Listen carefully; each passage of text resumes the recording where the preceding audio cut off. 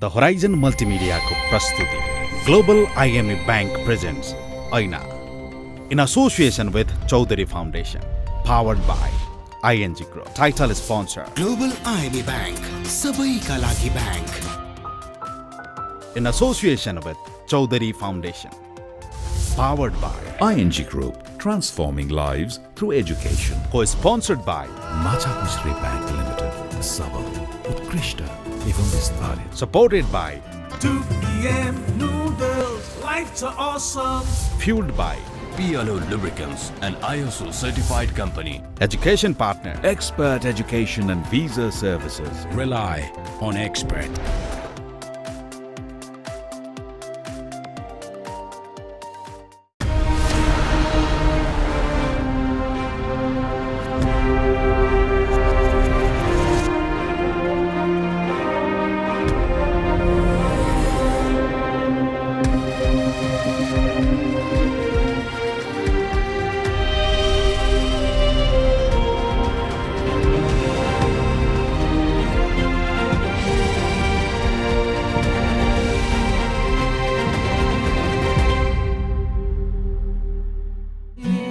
यो देश ठुलो ऐना हो, नियाली हेर यसलाई.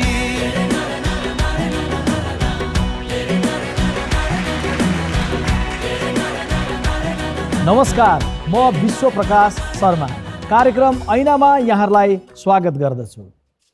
घर भनिरहँदै गर्दा तपाईँ हाम्रो मस्तिष्कमा एउटा चित्र आउँछ, घर परालले छाएको या इँटा सिमेन्टले बनेको। तर तपाईँ हामी के पनि जान्दछौँ भने घर भन्नु त्यति मात्रै बिल्कुलै होइन। घर छ, तर त्यो घरभित्र आपसमा प्रेम र शान्ति छैन भने त्यो घर केवल निर्जीव वस्तुहरूको थुप्रो मात्रै हुन जान्छ। आत्मीयता, विश्वास, प्रेम र शान्ति छ भने चाहिँ हामी भन्छौँ नि स्वर्ग हो, त्यो घर साँच्चै स्वर्ग जस्तै हुन्छ। संस्कृतमा एउटा मननीय उक्ति पनि छ, यत्र नार्यस्तु पूज्यन्ते रमन्ते तत्र देवता। अर्थात् जहाँ नारी पुजिन्छन् त्यहाँ देवता पनि खुसी हुन्छ। हाम्रा घर घरमा देवता खुसी छन् कि छैनन्? कि हजारौं घरमा घरेलु हिंसाको शिकार भइरहेका छन् महिलाहरू? कार्यक्रम ऐनाको यो एपिसोडमा हामी त्यही विषयमा केन्द्रित रहनेछौँ, घरेलु हिंसा कहिलेसम्म। आजको कार्यक्रमको सुरुवात म स्टुडियोमा सहभागी रहनुभएका केही मित्रहरूसँगको संवादबाट गर्न चाहन्छु। तपाईँहरूमध्ये कतिपयले आफ्नो वरपर हिंसा भएको देख्नु भएको छ? नमस्कार, म चक्रप्रसाद पोखरेल, दैलेख जिल्ला महाबु गाउँपालिका वडा नम्बर 3 बाँसीमा मेरो घर हो। छोरा पाएन भनेर पनि भएको एउटा घटना मलाई याद छ होइन। तैँले छोरा जन्माइनस् भनेर चाहिँ छोरी छोरी भयो 3-4वटा भइसक्यो, तैँले छोरा किन जन्माइनस् भनेर पनि त्यस्तो घटना चाहिँ मैले एउटा देखेको थिएँ। उहाँको श्रीमानले, उहाँको सासू ससुराले पनि धेरै टर्चर दिने उहाँलाई होइन। र उहाँले एकपटक झुन्डिएर मर्छु भनेर उहाँ चाहिँ पासो समातेर बरियो भन्छ हाम्रोतिर, बरियो समातेर चाहिँ नाम्लो समातेर रुखतिर जानुभएको थियो। धेरैले उहाँलाई चाहिँ फिर्ता ल्याउनु भयो। म गीता नेउपाने, मैले त घरेलु हिंसा भएको धेरै नै देखेकी छु। अहिले पार्लियामेन्ट मेम्बर हुनुहुन्छ एकजना, उहाँले बिहा गरेर ल्याउनु भयो इन्डियाबाट। उहाँलाई चाहिँ अब दाइजो उनीहरूको क्षमता अनुसार माइतीले दिए, तर अन्त्यमा स्कर्पियो गाडी चाहियो, त्यो ल्याइन भनेर यति दुर्व्यवहार गरे उहाँलाई। 2 पल्ट उहाँको एभर्सन भयो, यति उहाँले टर्चर खप्नुभयो। अहिले हामीले चाहिँ हाम्रो आवास छ, हाम्रो आवासमा हामीले 3 वर्ष राख्यौँ, अहिले पनि हामी मुद्दा लडिरहेछौँ। अब आर्थिक कुरामा यति धेरै हिंसा छ, महिलाहरूले त्यो कुरा प्रकट गर्न सक्नुहुन्न, किनभने यो हाम्रो समाज इज्जत, सारा मूल्य, मान्यताले यति धेरै बाँधेको हुन्छ महिलालाई। यो त आखिर यो घर परिवार सुध्रिँदाखेरि सुध्रिने कुरा हो। म मन्जु खाँड, भदौ 1 गतेको नियम कानुनले महिला दिदीबहिनीहरूलाई झनै पीडित बनाउनु भएको छ। श्रीमानले दोस्रो विवाह गर्ने, छोरा जन्मिएन भनेर श्रीमतीलाई टर्चर दिने, पिट्ने, कुट्ने, घरमा यातना पनि दिने। फेरि त्यही श्रीमानले गएर अदालतमा म सम्बन्ध विच्छेदको मुद्दा हाल्छु भनेर हालिदिने र श्रीमतीलाई तेरो यहाँ बास छैन भनेर घरबाट निकालिदिने। ती महिला कहाँ गएर बस्ने? पुनर्स्थापना गृह खै महिला दिदीबहिनीको लागि? यस्तो सामाजिक हिंसा प्रत्यक्ष देख्नेमा चाहिँ म पनि हो। अब उहाँ चाहिँ एउटा सरकारी कर्मचारी, एउटा उच्चस्त पदको हुनुहुन्छ, श्रीमान श्रीमती दुवैजना। श्रीमतीले यतिसम्म हिंसा सहनु भएको छ नि, अब त्यो उहाँले कहिले पनि प्रकट गर्नै सक्नुहुन्न, कसैलाई पनि देखाउनै सक्नुहुन्न, हामीलाई थाहा छ र पनि उहाँलाई देखाउनुहुन्न। हुँदा अस्ति त उहाँलाई बेलुका पिटेछ यो हातको यो पाता फुस्किने गरी। मित्रहरू, हामी सबैले आफ्नो घरमा होस् या आफ्नो छरछिमेकमा महिलामाथि भएको हिंसा देखेका छौँ, सुनेका छौँ। अनि महिलामाथि हुने हिंसा अधिकांश त घरभित्रै भएको चाहिँ हामी तपाईँ जानकारी राख्दछौँ। अझ घरभित्र भएको हिंसामा पनि आफ्नो जीवनसाथीमाथि भएको हिंसाको सङ्ख्या भने अधिक नै छ। नेपाल प्रहरीका अनुसार 10 वर्ष यता घरेलु हिंसाका 90% घटना पति पत्नीको बीचमा हुने गरेको छ। जोसँग जुनीको सम्बन्ध बिताउने भनेर महिलाहरू आउँछन् नि, त्यही मान्छे जीवनको सबैभन्दा ठुलो त्रासदी बन्न पुगेको दृश्यहरू देखिन्छन्।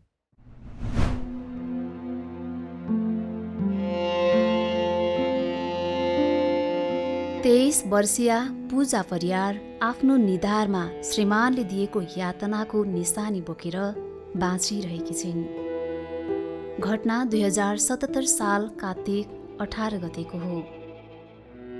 त्यो दिन श्रीमान आश्विन परियारले भगभगी उम्लिएको तेल उनको शरीरमा खन्याइदिएका थिए।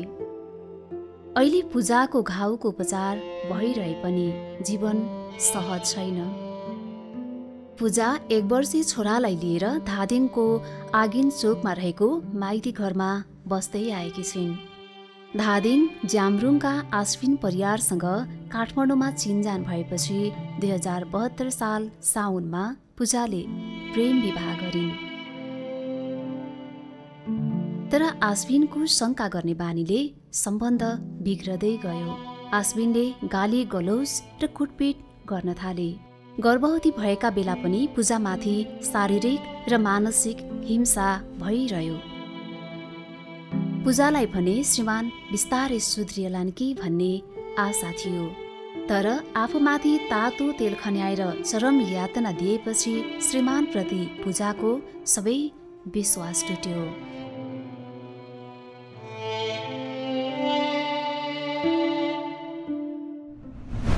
पूजा परियार आज हाम्रो कार्यक्रममा स्टुडियोमा उपस्थित हुनुहुन्छ।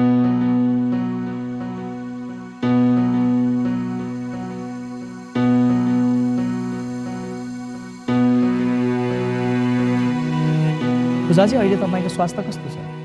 अहिले मेरो स्वास्थ्य चाहिँ अलि सुधार भएको छ। तपाईँले विवाह गर्दा कति वर्षकी हुनुहुन्थ्यो? म 17 वर्षको थिएँ। अनि बिहे गर्नुभयो प्रेम गरेर? हजुर। तपाईँले प्रेम गर्ने मान्छे बिहेपछि एकाएक कसरी बदले? के भयो? खै थाहै भएन। अब बिहे गरेको त्यस्तै अब राम्रै हुँदै गयो 2-3 साल। अनि त्यसपछि चाहिँ अब एक्कासी उहाँ चेन्ज हुनुभयो। त्यो चाहिँ अब थाहा भएन के कारणले चेन्ज हुनुभयो होइन। तपाईँलाई सम्झना छ पहिलोचोटि के गरे? हिंसा कसरी सुरु भयो?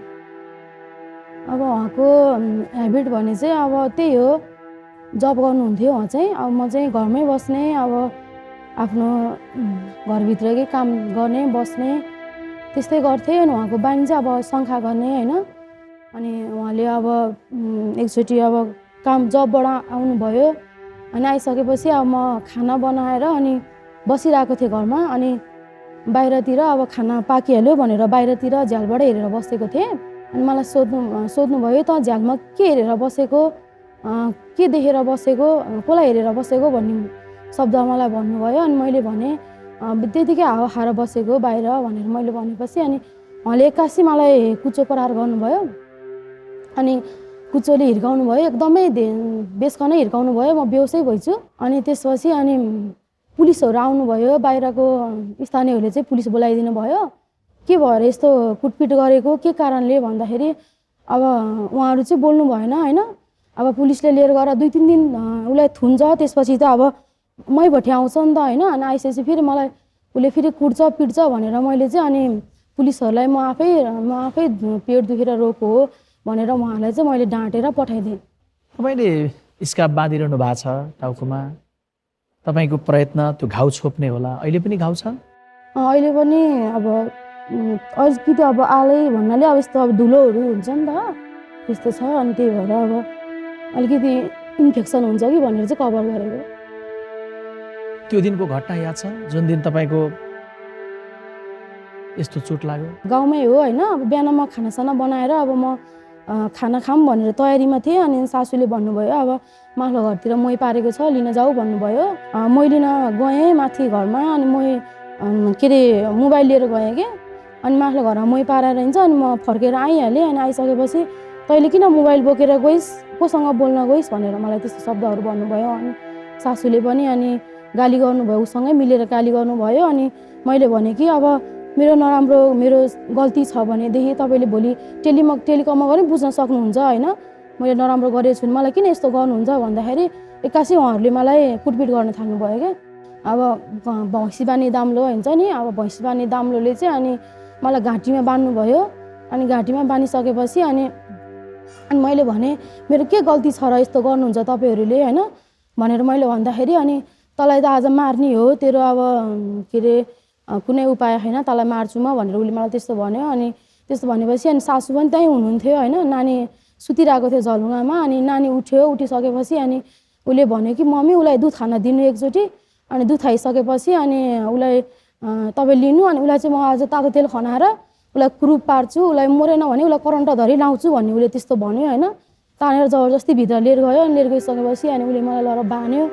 अनि बानिसकेपछि अनि बानेर अनि त्यसपछि तेल तताउन गयो।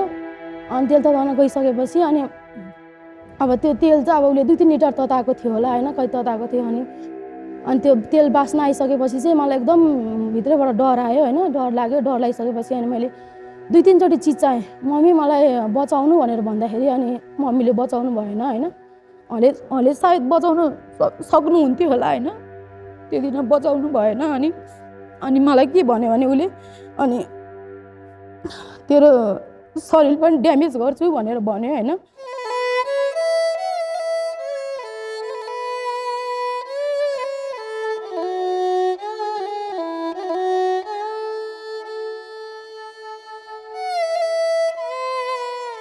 अनि तेरो शरीर पनि म ड्यामेज गरिदिन्छु भनेर भन्यो। अनि उसले चक्कुले मेरो लुगा काट्न थाल्यो होइन। अनि चक्कुले लुगा काट्न थाल्यो। अनि त्यसपछि अनि मेरो टाउको बानी नै रहेको छ। अनि मैले अब पछि सोचेँ उनीहरू मिलामत होला भनेर मैले चिचाउँदा पनि त यसरी चिचाइस् भनेदेखि तँलाई म चुपी रोपेर मारिदिन्छु भनेर उसले त्यस्तो भनिसकेपछि अनि मलाई डर लाग्यो। अब चुपी रोक्यो भनेदेखि त अब मर्छु होला, अब तेल खनायो भने त बाँच्छु कि मेरो नानीको लागि भन्ने मेरो त्यस्तो सोच हुन पुग्यो। अनि म चिचाएन। अनि त्यसपछि उसले अनि चक्कुले लुगा काटिदिइसकेपछि अनि तेल भगभग उम्लिएकै तेल ल्यायो मेरो अगाडि।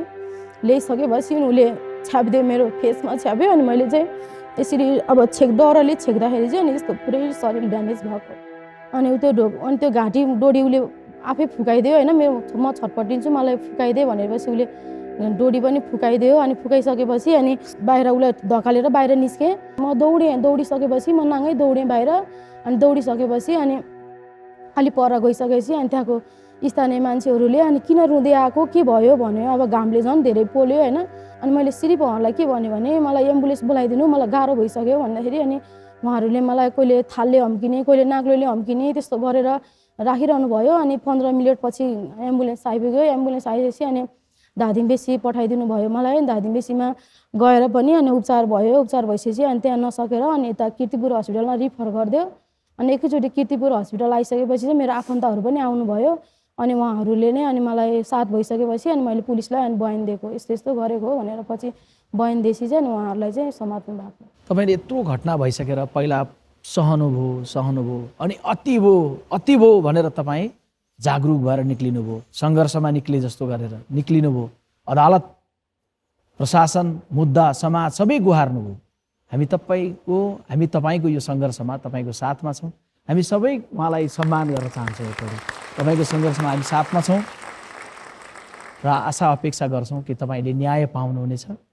देशभरि कहीँ हाम्रा अरू छोरीचेलीहरू पनि यसरी नै प्रताडित भइरहनु भएको छ भने समयमै बोल भनेर भन्नुहुन्छ कि के भन्नुहुन्छ उहाँहरूलाई? यस्तो हिंसा भइरहेको छ भने होइन उहाँहरूले चाहिँ अब यो नसोच्नु कि ऊ सुध्रेला होइन, मेरो बदनाम हुन्छ कि मेरो विजेत हुन्छ कि अब मैले त्यस्तै गरेर मैले सहेर आज मेरो यो अवस्था भयो होइन।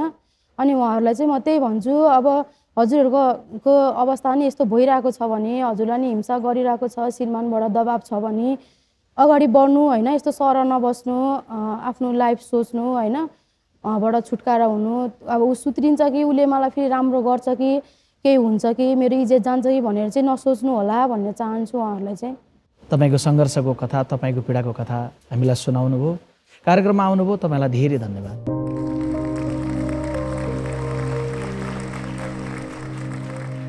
पूजाजीको शरीरको घाउ त एक दिन निको होला, तर मनको घाउ त्यो निको पार्ने औषधि विज्ञानले अहिलेसम्म बनाएको छैन।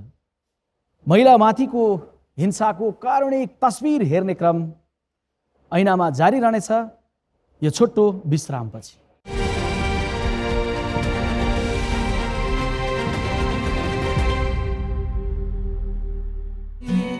यो देश ठुलो ऐना हो, नियाली हेर यसलाई।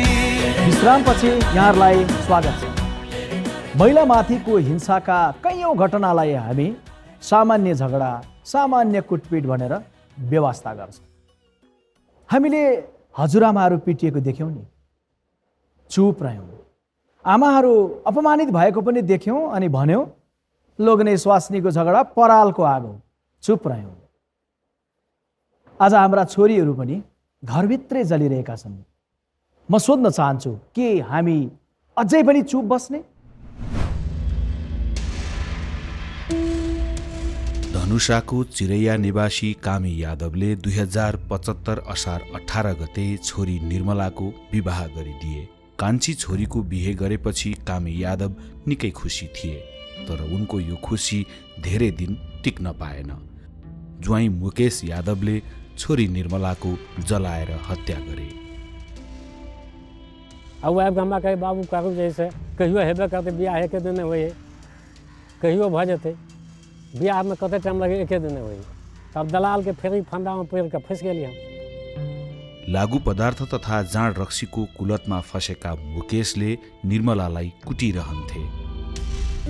2076 वैशाख 5 गते पनि खाना खाने क्रममा निर्मला र मुकेश बीच विवाद भयो। त्यसपछि मुकेशले निर्मलाको हात खुट्टा बाँधेर जलाए अनि भागे। छरछिमेकले थाहा पाएर अस्पताल पुर्याउँदा निर्मलाको 70% शरीर जलिसकेको थियो। घटनाको 11 दिनपछि उपचारकै क्रममा काठमाडौँमा निर्मलाले अन्तिम सास लिइन्। कामी यादवको परिवारले ज्यान मारेको अभियोगमा निर्मलाका श्रीमान, सासू र ससुरा विरुद्ध प्रहरीमा निवेदन दिए। घटनापछि फरार भएका उनीहरू अहिलेसम्म पक्राउ परेका छैनन्।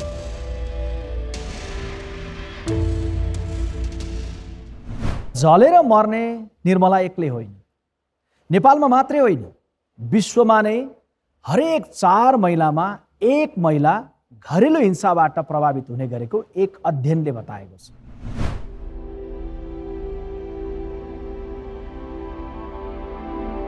कपिलवस्तु बोडगाउँकी गङ्गा कुमारी छेत्री र कृष्ण बहादुर केसीले छोरी सुस्मिताको बिहे हेटौँडाका रूपेन्द्र थापासँग 2076 साल वैशाखमा गरिदिएका थिए। 5 महिनापछि सुस्मितालाई बोडगाउँमा छोडेर हेटौँडा फर्किँदै गर्दा दुर्घटनामा परि रूपेन्द्रको मृत्यु भयो। पछि रूपेन्द्रकै परिवारबाट बुहारी सुस्मिताको हत्या भयो। रूपेन्द्र कार्यरत संस्थाबाट तलब, भत्ता तथा बिमा समेत गरी करिब 38 लाख रुपैयाँ प्राप्त हुनेवाला थियो। दुर्घटना गराउने गाडीवालाले दिएको 5 लाख रुपैयाँ क्षतिपूर्ति सुस्मिताले पाएकी थिइन्। त्यही रकमलाई लिएर सुस्मिता र रूपेन्द्रको परिवारबीच विवाद सुरु भयो। गङ्गाले छोरीको घरको विवाद थाहा पाए पनि मिलिहाल्ला भन्ने ठानिन्। विवाद चुलिँदै गएपछि 2077 साल असार 2 गते परिवार नै मिलेर सुस्मिताको हत्या गरिदिए। छोरीको हत्यापछि गङ्गा र कृष्ण अहिले न्यायको पर्खाइमा छन्। विवाह गरेर जाने बेलामा छोरीहरूलाई सम्झाएर पठाउँछौँ, सानैदेखि सिकाउँछौँ कि आफ्नो सासू ससुरालाई आमा बुबा सरह मान्नु, सम्मान गर्नु, त्यसरी नै श्रद्धा गर्नु, सेवा गर्नु। तर बुहारी पनि छोरी सरह हो भनेर बुझाउनलाई हामी चुकिरहेका छौँ। त्यसैले सुस्मिताजीलाई हामीले गुमायौँ, कैयौँ छोरीहरूलाई यसरी नै गुमाइरहेका छौँ। आज स्टुडियोमा सुस्मिताजीका माता पिता उपस्थित हुनुहुन्छ। कानुनले दिने न्याय एउटा राहत होला, तर छोरी गुमाउने आमा बुबाको पीडा, त्यो पीडालाई कम कुनै शब्दले गर्न सकिँदैन। हामी उहाँहरूसँग आउनुहोस् छोटो कुराकानी गरौँ।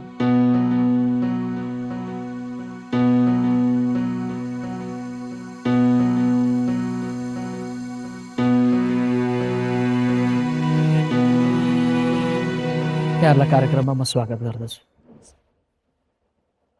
तपाईँहरूको पीडा हामी महसुस गर्न सक्छौँ, कम गर्न सक्दैनौँ। सुस्मिताजीको पति मर्नुभन्दा अगाडिको व्यवहार कस्तो थियो? उहाँको परिवारले गर्ने व्यवहार? पति मर्नुभन्दा पहिला त एकदम राम्रो थियो।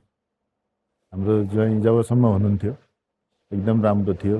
परिवार पनि राम्रो हो, शिक्षित परिवार, सबै परिवार राम्रै भनेर नि छोरीलाई पनि बिहा गरिदिएको। जब ज्वाइँ बित्नु भयो त्यसपछि नै यिनीहरूले अलि अर्कै नजरले हेर्न थाले छोरीलाई। जस्तो हामीले सोच्यौँ तिनीहरूले ठ्याक्कै त्यसको उल्टो सोध्थे र त्यसरी घरमै एउटा किचनमै घर परिवार मिलेर मारे मेरो छोरीलाई। आज त्यसैको छोरी पनि मारे। तिनीहरूले अझै पनि दुःख दिइरहेछ, कहिले हेटौँडाको अदालतमा, कहिले काठमाडौँको अदालतमा। त्यो दिन घटना कसरी भएको रहेछ? तपाईँहरू बाटोमा आइपुग्दा सूचना कस्तो आइपुगेको थियो? त्यति बेला लकडाउन हेर्नु भर्खरै सुरु भएको थियो। 10-11 गतेबाट लकडाउन सुरु भएको थियो। 21 गते मैले छोरीलाई पास बनाएर छोरीलाई एउटा गाडी रिजर्भ गरेर त्यति गरेर मैले छोरीलाई उहाँ हेटौँडा छोडेर म चैतको 21 गते म फर्किएर आएँ। आएपछि पनि कतिखेर त्यहाँ पठाइदिनु मेरो छोरीलाई भने अब लकडाउन त एकदम टाइट भएको थियो हेर्नु सुरुमा। अब न हामी जान पनि नसकिने, छोरी निस्केर हिँड्न पनि सकिनँ। आखिरीमा तपाईँको असारको 1 गते राति तिनीहरूले थिचेरै मारे घरकै परिवारले। छोरीसँगको पुरानो कुनै स्मृति छ? कस्तो स्वभाव थियो छोरीको? धेरै छ नि सर। मैले अहिले त्यो पूजाको बाबुलाई हेर्दै गर्दाखेरि मलाई एकदमै रुन आयो कि मेरो नानी पनि सानोमा त्यस्तै एकदम मोटी मोटी खालको है। त्यो बाबुलाई हेरेँ अघि, हेरेर एकदम अतीतले सतायो कि मलाई झन् एकदम। मेरो नानी पनि त्यस्तै थियो, मैले त्यस्तै गरेर हुर्काएँ। आज सानैदेखिबाट मैले 25 वर्षको छोरी बनाएँ। त्यसको दौडानमा मैले कति स्ट्रगल गरेँ। हामी 0देखिबाट स्टार्ट गरेको सर होइन।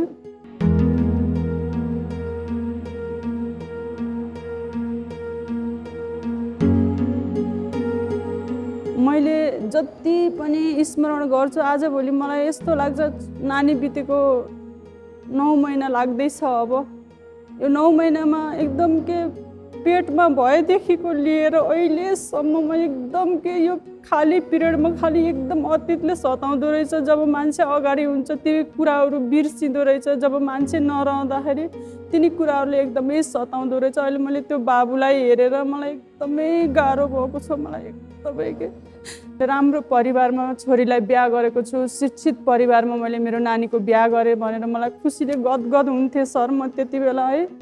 तर मैले विडम्बना अब नानीलाई बिहा भइसकेपछि 6 महिनामा मेरो ज्वाइँ बित्नु भयो दाउन्नेको एक्सिडेन्टमा, बाइक एक्सिडेन्ट परेर बित्नु भयो। अनि बितिसकेपछि अनि सबै माहौल एकदम बिग्रिँदै गयो। हामीले जति सोचे पनि केही लागेन। उनीहरूले आफ्नो सम्पत्ति सोचे, मेरो छोरा छैन, अब छोराको अधिकार खोज्ने यही हो भनेर उहाँहरूले चाहिँ त्यो गर्नुभयो होइन।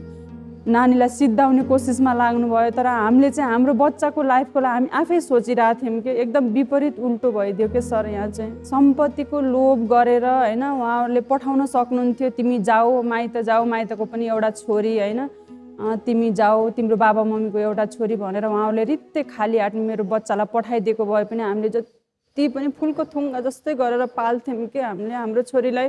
तर उसलाई कस्तो भइदियो भने अब त्यो परिवारले अगाडिबाट माया देखाउने, पछाडिबाट अब त्यो प्लानिङ सोचिराखेको रहेछ। एकदम झुक्काएरै मारे कि नानीलाई। मैले त अब छोरी गुमाएँ, मलाई अरू केही छैन, मैले सिर्फ मेरो छोरीको न्याय पाउन छ होइन। एउटा छोरी गुमाउँदै गर्दाखेरि आमालाई बाबालाई कति धेरै पीडा छ भन्ने कुरा हामीले कल्पना गर्छौँ। तपाईँहरूको छोरीको यो कथाले हामी मात्रै होइन सिङ्गो देश मर्माहत छ। तपाईँहरूले आफ्नो वेदना यहाँ आएर हामीसँग साटिदिनु भयो, तपाईँहरूलाई धेरै धेरै धन्यवाद।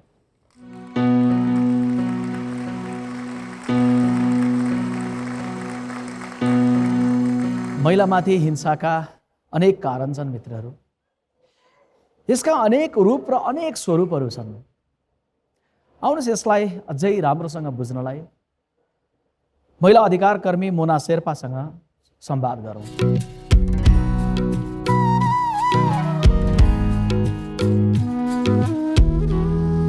मोनाजी, कार्यक्रममा स्वागत छ। धन्यवाद।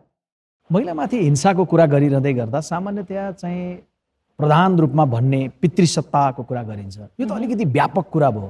यसलाई परिवारभित्रै यसलाई ठ्याक्कै स्वरूपमा लिएर जाँदा कुन रूपमा कसरी बुझ्छ?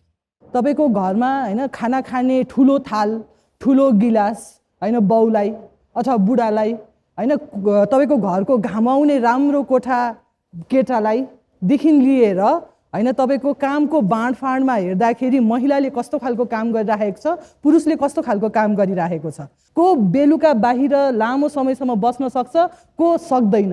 कसले आफूले लगाउने लुगा आफूले निर्णय गरेर लाउन सक्छ, कसले सक्दैन। कसले कपाल छोटो राख्छु भन्दाखेरि निर्णय गर्नु पर्दैन, कसले पर्छ। तपाईँको घरको सम्पत्तिको कसको नाममा छ। मानौ दुवैजना होइन श्रीमान श्रीमती काम गर्छन् होइन, काम गरेर घरमा आइसकेपछि म अब थाकेँ भनेर जसरी बुढा बस्नु पाउँछ नि, बुढी बस्न पाउँदैन क्या होइन। बुढीसँग चोइस छ कि ऊ म भान्सामा गएर खाना पकाउँदिनँ, म आज थाकेको छु, तिमीले पकाऊ भनेर भन्न सक्ने आँट क्षमता र त्यो चोइस, उसको त्यो उसले निर्णय गर्न सक्ने उसँग त्यो तागत त्यो शक्ति छ कि छैन, हुन्छ नि होइन। यी यावत कुराहरू हेऱ्यौँ भने पितृसत्ता चाहिँ हामीले समाजमा घरमा हाम्रो जीवनमा हुन्छ नि छ्याप्ती देख्न सक्छौँ के। त्यहीँनिर तपाईँको छोरीको जन्मदिन हो भने जन्मदिनमा उपहार ल्याउने मान्छेहरूले गहना झ्याप झ्याप परेको लुगा आदि इत्यादि ल्याइरहेको हुन्छ।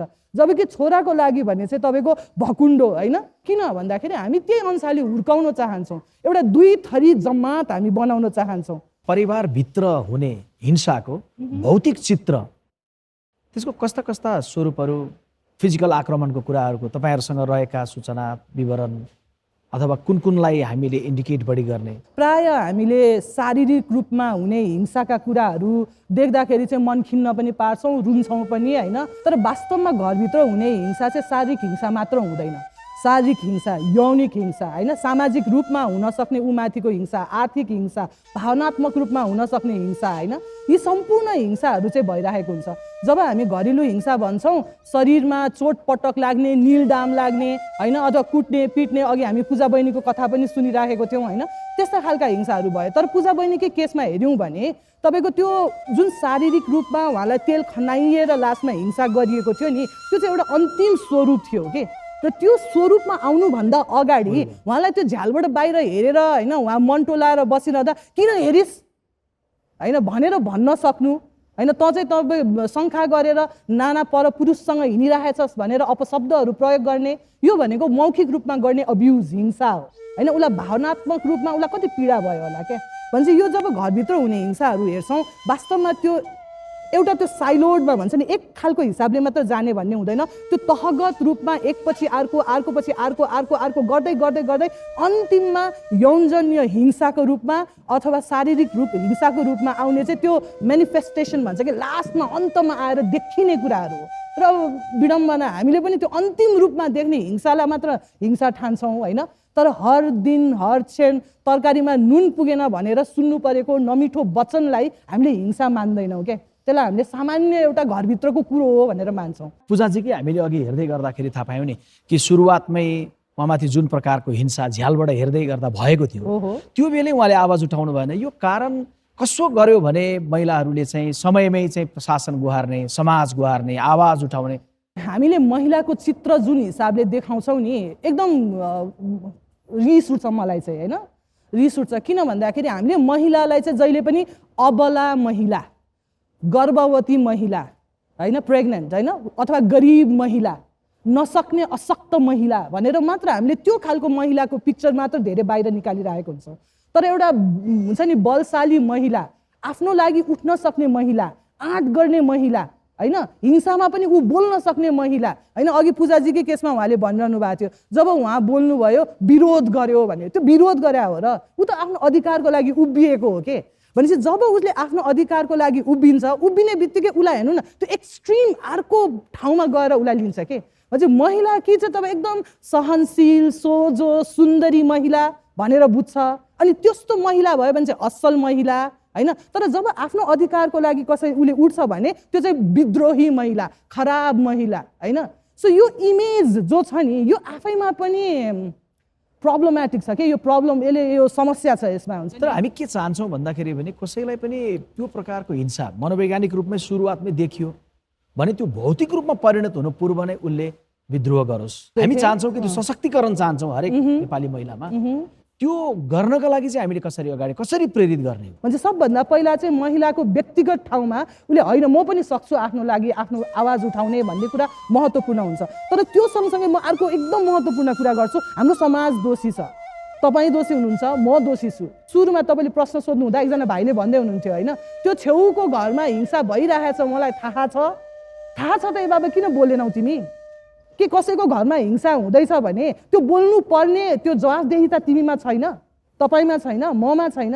मेरै घरमा हिंसा भएको छ, मलाई हिंसा भएको छ, म 7 वर्ष मेरो परिवारमा बसेँ, म आफै हिंसा खपेँ, अनि 7 वर्षपछि मैले निर्णय गरेँ कि यो मेरो लागि ठिक छैन, मैले अगाडि बढ्न पर्छ भनेर।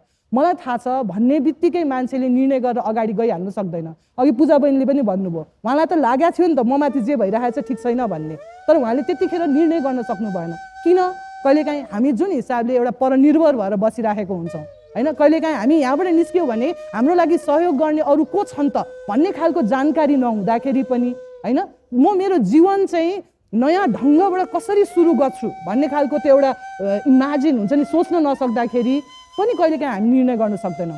तर त्यो सँगसँगै अर्को खोट कहाँ पनि छ भने नि विश्वजी, हामीले परिवार भनेर भनिसकेपछि यस्तो दोषी छ कि हाम्रो समाज हुन्छ नि, एउटा पुरुष, एउटा महिला अनि बाल बच्चा भएको परिवारलाई चाहिँ हामी एकदम सुन्दर परिवार भनेर देख्छौँ होइन। तर एउटा महिला र उसको बच्चा भएको परिवार पनि सुन्दर परिवार हुन सक्दैन र एउटा पुरुष र उसको बच्चा भएको परिवार पनि सुन्दर परिवार हुन सक्दैन र। तपाईँले अघि 7 वर्षको कुरा गर्नुभयो नि, आफ्नै कुरा गर्नुभयो, छोटकरीमा भनिदिनुहोस् न त्यो तपाईँको त्यो विषय अरूलाई प्रेरक हुन्छ? बिहा गरेँ 18 वर्षको उमेरमा होइन, अहिलेको कुरा गऱ्यो भने त्यो चाहिँ बाल विवाह भयो होइन। सो बाल विवाह एउटा परिस्थितिको कारणले गरेँ, तर जब म विवाह गरेर त्यो परिवारमा गइसकेपछि मलाई थाहा भयो यो अवस्था जो छ यो मेरो लागि ठिक छैन होइन, यसले मलाई अगाडि बढ्नु दिँदैन भन्ने जानकारी भइसकेपछि मलाई अब यसबाट उम्किनुपर्छ भन्ने थियो होइन। तर मेरो केसमा पनि मैले त्यति थाहा हुने बित्तिकै म पढे लेखेको महिला होइन, तर म तुरुन्तै मैले अगाडि बढ्न सकिनँ। किन भन्दा म भित्र पनि अरे बाबा म बाहिर निस्किहाल्यो भने मलाई मेरो परिवारले सहयोग गर्छ कि गर्दैन होइन, मलाई मेरो छरछिमेकीले कसरी पो हेर्छ, मलाई सहयोग गर्ने को छ कि छैन। अनि त्यो बेला कस्तो थियो भने म अध्ययन गरिरहेको थिएँ होइन, मसँग त्यो आर्थिक रूपमा म सबल भइसकेको अवस्था थिइनँ। तर मैले के चाहिँ गर्न थालेँ भने म यो ठाउँबाट निस्किनुपर्छ भन्ने कुरा मलाई चेतना हुने बित्तिकै म त्यतातिर प्रयासरत रहन थालेँ के होइन। त्यसपछि काम खोजेँ, अध्ययन सिद्धाएँ र मलाई थाहा छ सबैको लागि यो खालको अवस्था हुँदैन होइन। तर हरेक महिलालाई मैले भन्न खोज्ने चाहिँ के हो भने जब आफूलाई लाग्छ कि म माथि कुनै न कुनै खालको विभेद भइरहेको छ, हिंसा भइरहेको छ भने त्यहाँबाट बाहिर निस्किने तरिकाहरू के छन्, के गर्दाखेरि म सुरक्षित रूपमा बाहिर निस्किन सक्छु भन्ने खोज्न थाल्नुपर्छ के। चाहे त्यो 100मा फोन गर्ने, चाहे 1145मा फोन गर्ने होस्, या आफ्नो मित्रलाई आफ्नो कुरा भनिकन त्यहाँबाट बाहिर निस्किने होस्। अघि एउटा साथीले भन्दै हुन्थ्यो बुढाले चुटेर चाहिँ तपाईँको के अरे हात फुस्किसक्यो होइन, तर म चाहिँ होइन भनेर बसिरहनु भएको छ। अरे बाबा, उहाँ त्यो हात फुस्किने जो साथी हुनुहुन्छ, महिला हुनुहुन्छ, म उहाँलाई भन्छु थाहा छ मलाई तपाईँलाई गाह्रो छ, तर यो यसरी बसेको अवस्था तपाईँको लागि राम्रो अवस्था होइन र त्यहाँबाट निस्किनुहोस् भन्ने चाहिँ हो होइन। सजिलो छैन किनभने आर्थिक रूपमा सबल छैन भने, उसको लागि त्यही अनुसारको सुरक्षित खालको माहौल छैन भने, ऊ आफैमा चाहिँ म गर्न सक्छु भन्ने एउटा सशक्त खालको आत्मविश्वास छैन भने होइन, त्यहाँबाट निस्किन सजिलो हुँदैन होइन, तर प्रयासरत चाहिँ रहिरहनु पर्छ कि आफूमाथि कसैले पनि औँला ठडाउँछ र आफ्नो गल्ती छैन भने हुन्छ नि त्यसलाई सहेर नबस्नु। त्यो हिजोको दिनको कुरा हो। सहनशील देवी महिला हुन्छ नि, आजको महिला। अस्ति तपाईँहरूको कार्यक्रम हेरिरहेको थिएँ तारा बहिनीले होइन, अब यो तारा चाहिँ तपाईँको भिन्न खालको तारा हो भन्दै हुनुहुन्थ्यो होइन। सो वी निड हुन्छ नि हामीलाई त्यस्तो खालको एउटा सफलताको कथाहरू हुन्छ नि, महिला फेरि उठेको कथाहरू, हिंसालाई चाहिँ उसले तोडेर निस्केको कथाहरू हुन्छ नि। जति हामीले दुःखको गाह्रो भएको कथा सुन्छौँ त्यस्तै खालको कथाहरू पनि अझ बाहिर निकाल्न चाहिँ जरुरी हुन्छ। सायद त्यसले चाहिँ जोस दिन्छ होला कि कथा बाहिर ल्याइसकेपछि न्याय दिने अन्तिममा त फेरि राज्यले हो, कानुनले हो। तपाईँको बुझाइमा अनुभवमा कानुन कतिको सतर्क छ, बलियो छ? हाम्रो कानुन चाहिँ कागजमा चाहिँ भक्कु छ है, तर कार्यान्वयनमा चाहिँ सुन्ना छ है। तपाईँको अहिलेको होइन घरेलु हिंसाको ऐन देख्नुहुन्छ है, त्यो घरेलु हिंसाको ऐन हेर्नुभयो भने यति झोक चल्ने खालको छ नि होइन। तपाईँको अनुसन्धान गर्नको लागि प्रहरीकोमा होइन त्यो खालको क्षमता छैन, अथवा उसले सुरुमा त यो घरभित्रको घटना किन बाहिर ल्याउनु पर्यो, तिमीहरू आफै चाहिँ मिलेमतोमा होइन तपाईँको यो के अरे के भन्छ मेडिएसन गर के मेलमिलाप गर भनेर भन्छ है।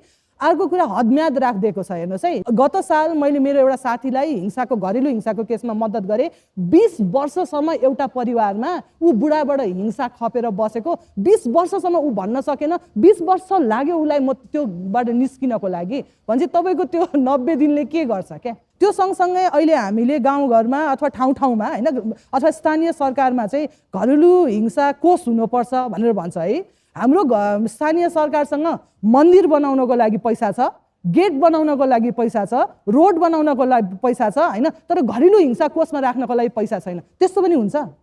त्यसकारण कागजी रूपमा हेऱ्यौँ भने हामी कानुन देख्छौँ। जब न्याय प्राप्त गर्ने खालको कुरामा चाहिँ जो पीडित हो उसले त्यो न्यायको अनुभूति गर्न पाएको अवस्था भन्ने चाहिँ हाम्रो कानुनी प्रक्रियाले अहिलेसम्म पनि दिएको चाहिँ छैन। यो चाहिँ ठुलो विडम्बना। मित्रहरू, मोनाजीसँग संवाद गरिरहँदै गर्दा तपाईँहरू पनि यो सोचाइ बनाइरहनु भएकै छ कि कानुनको ठेलीमा नीति बदलेर मात्रै हुँदैन, जनताको नियतिमा त्यसले प्रभाव र परिणाम दिनुपर्छ। कार्यक्रम ऐनामा देशको तस्बिर हेर्ने क्रम जारी रहनेछ। हामी आउनेछौँ केही बेरको विश्रामपछि। मोनाजी कार्यक्रममा सहभागी हुनुभयो, महत्त्वपूर्ण विचार राखिदिनु भयो, तपाईँलाई धेरै धन्यवाद दिन चाहन्छु। तपाईँलाई पनि धेरै धन्यवाद। अब यो चाहिँ हात मिलाउनु पर्छ है, नमस्ते मात्र होइन। Thank you.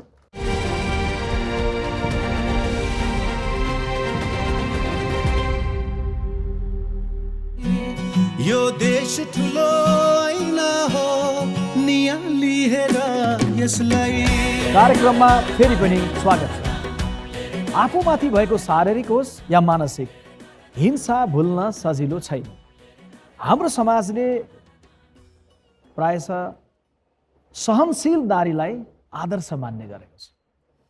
मिल्नुपर्छ भनेर सम्झाउने थुप्रै हुन्छन्, तर लड्नुपर्छ भनेर साथ दिनेहरू एकदमै कम।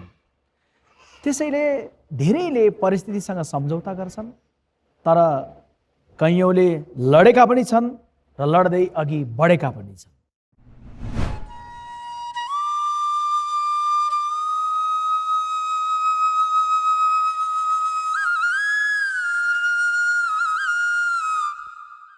कर्णाली प्रदेशको मुख्यमन्त्री क्वार्टर नजिकै विष्णुमाया ढकालको घुम्ती पसल छ। गुजराका लागि पसलले मात्र नपुगेर उनी करेसाबारीमा सागसब्जी पनि उमार्छिन्।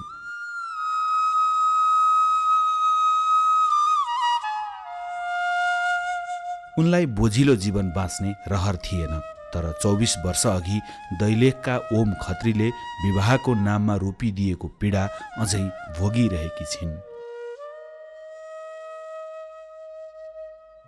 बिहे गर्ने योजना नै नबनाएकी विष्णुलाई पहिलेदेखि चिन्जानमा रहेका विवाहित ओम खत्रीले बिहेको प्रस्ताव राखे। त्यही क्रममा जबरजस्ती करणी गरे र विवाह नगरे हल्ला गरेर बेइज्जत गरिदिन्छु भने। समाजको नजरमा दोषी देखिने डरले विष्णुमायाले ओम खत्रीसँग नेपालगञ्जको बागेश्वरी मन्दिरमा विवाह गरिन्। एउटा छोरा जन्मियो, तर खत्रीले उनलाई घर लगेनन्। श्रीमानले आफू र छोरालाई नस्वीकारेपछि विष्णुमाया अदालत नै पुगिन्। खाना खर्च मुद्दा हाले, 54, 55, 56 हाले। 56 हाल्दाखेरि अनि उसले खाना खर्च कति श्रीमानले कति गराइदिनु भयो भने महिनाको 500 रेटले गराइदिनु भयो। त्यो 500 म लिँदैन भने मैले त्यो 500 लगेर के भने एक दिन काम गर्न गए पनि 500 त कमाइन्छ। श्रीमानबाट सधैँ तिरस्कार पाएकी विष्णुमायालाई आफ्नो जिन्दगी बर्बाद भएको भन्दा पनि छोराको गतिलो हेरचाह गर्न नपाएकोमा गुनासो छ। श्रीमानले मलाई साथ दिएको भए मेरो छोराको अवस्था पनि राम्रो हुन्थ्यो होला। स्कुलमा जाने बेला सबै साथीहरूले अनि टिचरहरूले पनि ए असीम तेरो बाबाको नाम भन् भन्दाखेरि उसले अब बाबासँग बोल्न पाएन, हाँस्न पाएन, उसलाई बाबाको नाम भन्न पनि अप्ठ्यारो भयो। त्यो बाबुले गर्दाखेरि नै अहिले छोराको पनि नराम्रो, त्यसैले बाबुले नै गरायो। म त अर्काको छोरी हो, ठिक छ त्यसले मलाई नदियोस्, मलाई चाहिँदा पनि केही चाहिँदैन, किनभने म अर्काको छोरी हो, मलाई केही चाहिन्न। तर मेरो छोराको भविष्य राम्रो गराइदिएको भए मलाई त्यही नै थियो उज्जवल। अहिले मैले के सोच्छु भने अझै पनि मेरो माइतमा सबै मेरो दिदी बहिनीहरू, मेरो दाजुभाइ, मेरो दाजु गए पनि मेरो भाइहरू, मेरो भदाइहरूले मलाई बुढेसकालमा पनि मलाई एकास खाना दिउन्। विष्णुमायाले एक्लै बस्छु अनि खुसी रहन्छु भनेर सोचेकी थिइन्, तर कसैको क्षणिक रहर र स्वार्थले उनको जीवन दुःखै दुःखमा बितिरहेको छ।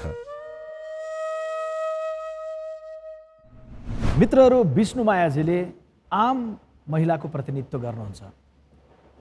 हामीलाई पनि लाग्छ कि घरेलु हिंसाको चपेटामा पर्ने उहाँ जस्तै आम महिलाहरू नै हुन्। सामाजिक, आर्थिक, राजनीतिक रूपमा कमजोर महिलाहरू, त्यस्तै महिलाहरूमाथि बढी हिंसा हुने गर्छ। तर आउनुहोस्, तपाईँहरूलाई म आज यस्तै महिलासँग भेटाउँछु जो कानुन बनाउन संसदमा पुग्नु भएको बेला आफ्नै लागि न्याय माग्न अदालतको ढोका ढकढकाउन पुग्नु भएको थियो। नेता तथा लेखक कुन्ता शर्मा एवं उहाँका कान्छा छोरा प्रशान्तलाई म यो स्टेजमा निमन्त्रण गर्न चाहन्छु।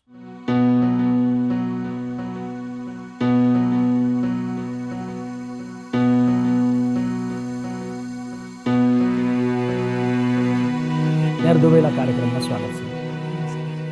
आफ्नै श्रीमानको विरुद्ध अदालत पुग्दै गर्दा तपाईँ सांसद हुनुहुन्थ्यो, किन पुग्नुभयो?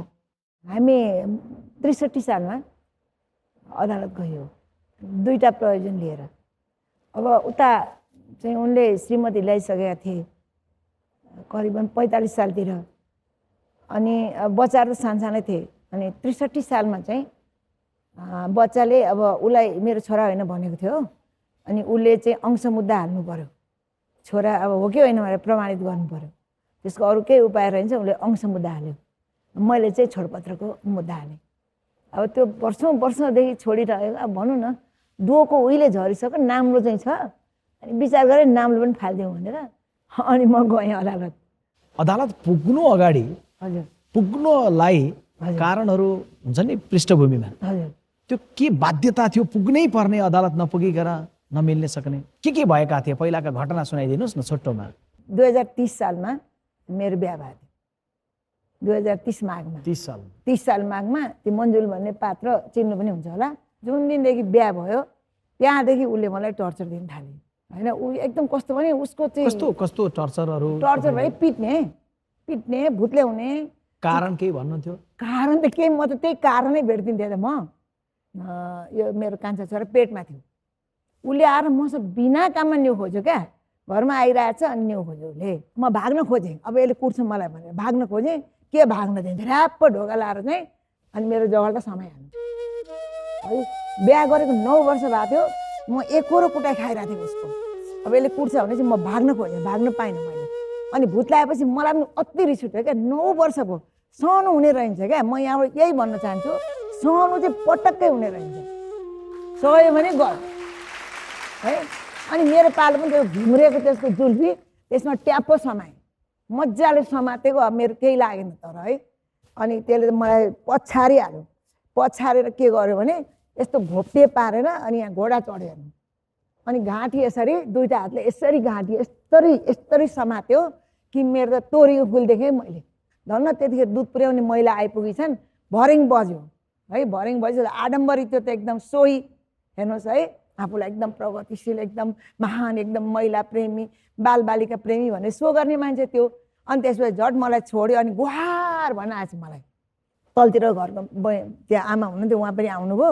अनि त्यसपछि अनि लुको भित्र गएर ऊ चाहिँ अनि के झन्डै मारो भन्नु होला भयो भयो छोडिदिनुहोस् भने मैले क्या भयो भयो छोडिदिनुहोस् भनेपछि त्यहाँदेखि चाहिँ हुन त धेरै दिनपछि त्यसपछि मसँग बसेन ऊ अनि अब त्यसपछि चाहिँ फेरि उसको र मेरो चाहिँ पार्टीले एउटा ठैटी ज्याठाटोल भन्ने ठाउँमा काठमाडौँमा अदालत बसाएको थियो त्यतिखेर त्यसको र मेरो फेरि भेट भयो त्यहाँ पार्टीले अदालत बसाएको अनि उसले एउटा अभियुक्त बनाएको थियो यस छोराको बाउ एउटा एकजना राई भाइ हुनुहुन्थ्यो उसलाई बनाएको थियो अनि त्यो राई भाइलाई पनि ल्याएँ मलाई पनि बोलाएँ यसलाई पनि ल्याएँ जेठो छोरालाई पनि ल्याएँ होइन अनि त्यसपछि चाहिँ अनि अब पार्टीले त्यो त्यो त्यो कमरेड चाहिँ मुक्त गरे है अनि अब मेरो त त्यस्तै छ समस्या 2 वर्ष अग्नि परीक्षा लिने हो ल्याउ ल्याउ 10 वर्ष ल्याउ भन्ने मैले पनि आखिर एक्लै बाँच्नुपर्ने हो उसको केही सपोर्ट छैन है त्यतिखेर सारा पार्टी सारा तपाईँको परिवार सारा तपाईँको समाज सबै उहीतिर लागेको थियो अब त्यतिखेर मलाई टिक्न एकदमै गाह्रो पऱ्यो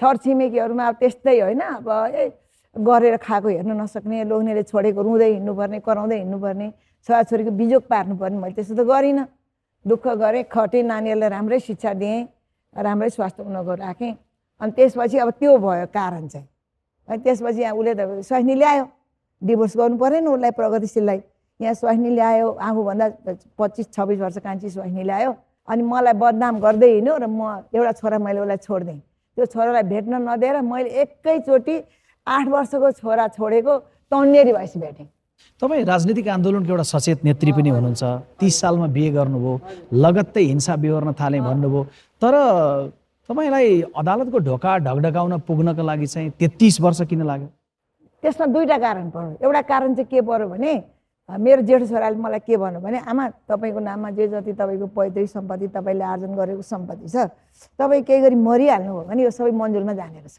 त्यसकारण तपाईँले हाम्रो लागि पनि छोडपत्र दिनुहोस् भने उनीहरूले एउटा चाहिँ अब यसलाई त उसले मेरो छोरा होइन भनेर हिँडिरहेछ घरि को बाउ देखाउँछ घरि को बाउ देखाउँछ अब हुने भए कुकुर बिरालो पनि देखाउँथ्यो होला अब त्यो बाउ टुङ्गो लाउनु पर्यो नि त बाउ कसरी टुङ्गो लाउनु भयो अहिले हाम्रो सुशीला कार्कीजी हुनुहुन्छ यो प्रधान न्यायाधीश पनि हुनुभयो नि त उहाँसँग मैले सल्लाह गर्दा ल अब डिएनए मागौँ सुशीलाजी यसले अति गर्यो मन्जुरले भनेको तिमीले माग्नु मिल्दैन उसले माग्नुपर्छ भन्नु उसले कसरी माग्छ भन्दा छोराले मुद्दा हाल्नुपर्छ अनि उसले डिएनए माग्छ अनि त्यहाँबाट छोराले पनि मुद्दा हाल्यो मैले पनि महानानीको मुद्दा पनि हालेँ छोडपत्र पनि हालेँ कति महानानीको दण्ड यो हाम्रो के अरे पुनरावेदन अदालत उच्च अदालत भनिन्छ अहिले त्यसले कति भयो सुन्नुहुन्छ 500 एउटा सांसद महिला एउटा जनताबाट निर्वाचित महिला जनताले भोट दिएर जिताएको महिला होइन त्यसको कति इज्जतको मूल्य भनेको 500 कस्तो कानुन छ त्यो हाम्रो यहाँ त धेरै गाह्रो छ महिलाहरू बाहिर निस्किनु महिलाहरूले काम गर्नु राजनीति गर्नु